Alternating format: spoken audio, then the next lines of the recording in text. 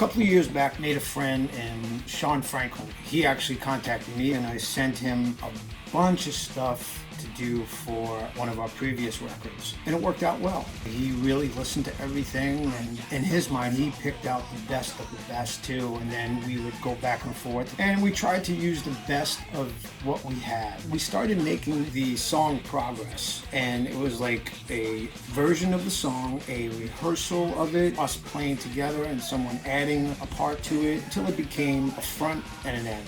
Then the song would build, Scott would write lyrics to it, play it more and more so that when we were going into the studio, we were prepared. The one thing we didn't like to do was waste time in the studio because studios cost a lot of money. I would bang out my drum tracks in 2 or 3 days because I just like to work that way. If I had that feeling, that energy, I was ready, boom, let's just go, let's just play, you know? So I would start my day in the studio, 11 o'clock I would come in, I'd start playing for a while, do a little bit of a lunch, some coffee, boom, let's go, let's start playing. And I would play throughout the day, take a dinner break, come back and finish. That's the way everybody did it. We just worked. We were a hard-working band. We still are. Whenever we were going to start making a record, I would always tell the engineer or assistant engineer, at the end of the day, can you please make me a copy of everything that we did?